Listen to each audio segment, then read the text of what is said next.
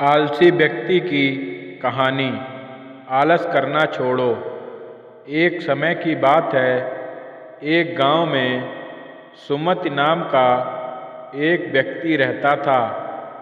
वह सुबह उठता, स्नान करता, पूजा पाठ करता, खाना खाता और फिर सो जाता था। उसके पास किसी भी वस्तु की कमी नहीं थी। एक बड़ा खेत, खाना बनाकर देने वाली एक सुंदर सी पत्नी और 2 बच्चों का भरा पूरा परिवार था। सब कुछ होते हुए भी सुमति के घर वाले एक बात से बहुत अधिक परेशान थे कि सुमति बहुत आलसी था। सुमति कोई भी काम स्वयं नहीं करता था, सदा दूसरों पर निर्भर रहता था और दिन भर सोता रहता था। एक दिन सुमति सोया था, अचानक बच्चे जोर जोर से चिल्लाने लगे। शोरगुल की आवाज़ सुनकर सुमति जाग गया और उसने देखा कि उसके द्वार पर एक साधु महाराज खड़े हैं। द्वार पर साधु महाराज को खड़ा देखकर तुरंत सुमति और उसकी पत्नी ने साधु महाराज का स्वागत किया और उन्हें भोजन कराया। भोजन के बाद सुमति ने साधु की खूब मन लगाकर सेवा की। साधु महाराज सुमति परिवार की सेवा भाव से बहुत प्रसन्न हुए और उन्हें वरदान मांगने को कहा। सुमति ने अपने प्रिय वरदान मांगा कि मुझे कोई भी काम ना करना पड़े और मेरी जगह कोई और मेरा काम कर दे।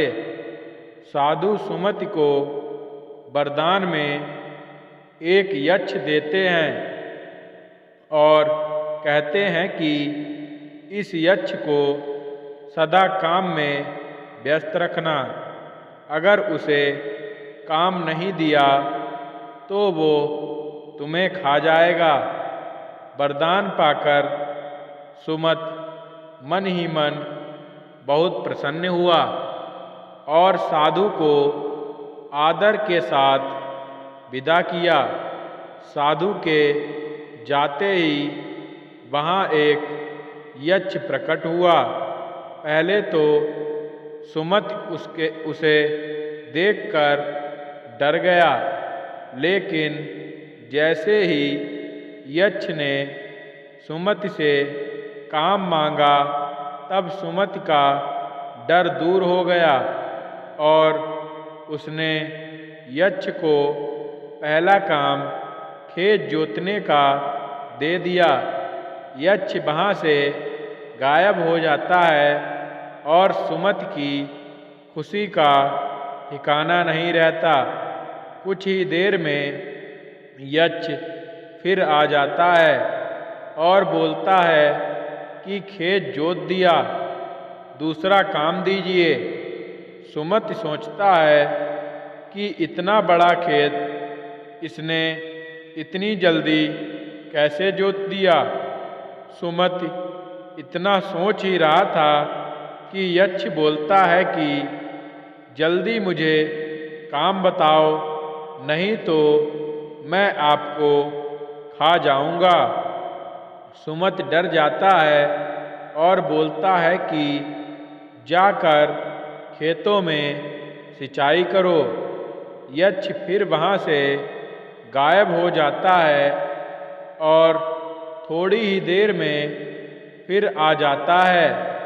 यक्ष आकर बोलता है कि खेतों की सिंचाई हो गई, अब अगला काम बताइए। सुमति एक एक कर सभी काम बताता जाता है और यक्ष उसे चुटकियों में पूरा कर देता है। सुमति की पत्नी यह सब देख रही थी और अपने पति के आलसीपन पर चिंता करने लगी। शाम होने के पहले ही यक्ष सभी काम कर देता था। सब काम करने के बाद यक्ष सुमति के पास आ जाता और बोलता कि अगला काम बताइए, नहीं तो मैं आपको खा जाऊंगा। अब सुमति के पास कोई भी काम नहीं बचा जो उसे करने के लिए कह सके। उसे चिंता होने लगी और वह बहुत डर जाता है।